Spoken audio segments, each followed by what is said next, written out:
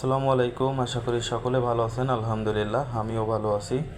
যারা আমার ভিডিওগুলো নিয়মিত দেখে থাকেন তারা জানেন যে আমার ছোট একটা গরুর খামার আছে, আর অল্প পরিসরে একটু ঘাসের জমি আছে। যে ঘাস উৎপাদন হয় তাতে আমার যে গরুর খাবারের চাহিদা তাতে পরিপূর্ণ হয় না, পাশাপাশি আমার খড়ও খাওয়ানো লাগে। আরেকটা আমার ঘাসের জমির সমস্যা হয়েছিল যে ঘাসগুলো জার মারা যাচ্ছিল, যে আপনাদের কাছে শেয়ার করছিলাম। একটা বড় ভাই আমাকে একটু পরামর্শ দিছিল, আলহামদুলিল্লাহ।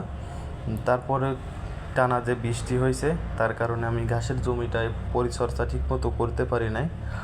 ঘাসের জমিতে পুরো আগাছা তে পরিপূর্ণ হয়ে গেছে, বন জঙ্গল হয়ে গেছে। এর আগেও আমি বেশ কিছুদিন প্ল্যান করছি যে আমি ঘাসের জমিটা পরিষ্কার করে সার দিয়ে দেব। যখনই প্ল্যান হয় তখনই বৃষ্টি হয়, যার কারণে এই বেশ কিছু দিন যাবৎ ঘাসের জমিটা পরিচর্যা হয়নি। আজকে সকালবেলায় আসছিলাম, বেশ কিছুদিন বৃষ্টি হয় না, জমিটাও শুকায় গেছে। এখন বন জঙ্গল ছাড়তে সুবিধা হবে, যার কারণে আসছিলাম সকালবেলায়। জমির প্রায় অধিকাংশটা পরিষ্কার করা হয়ে গেছে। এখন আবার মেঘলা ভাব শুরু হয়ে গেছে, মনে হয় বৃষ্টি হবে।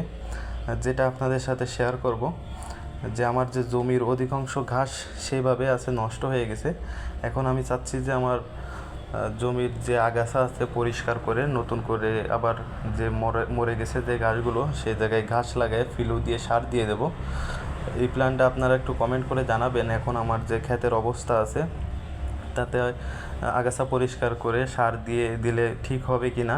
আর যে গাছগুলো আছে পাশে, মাশাল্লাহ খুবই ভালো হয়েছে।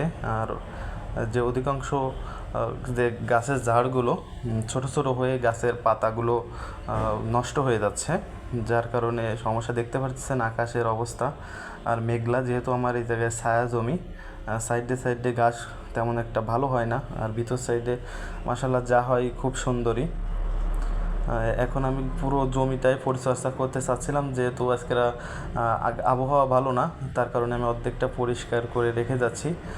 আমি আমার পাশের একটা ভাইয়ের কাছ থেকে পরামর্শ নিয়েছি। এখন আপনার পরিষ্কার পরিচ্ছন্ন করে নতুন করে মাটিটা উল্টায় দেওয়ার পরে যে ইউরিয়া আর ফসফেট এই সারটা দিয়ে গোড়াটা বেঁধে দেবো ইনশাল্লাহ।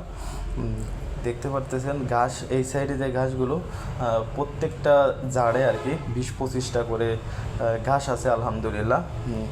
সবাই আমার জন্য দোয়া করবেন যে আমার খামারে যেন বরকত আল্লাহ দান করেন। আমি কিছু ঘাসও নিয়ে আসছি আমার গরুর জন্য, যে আগাছা ছিল পরিষ্কার করে খুঁটে খুঁটে কিছু ঘাসও নিয়ে আসছি।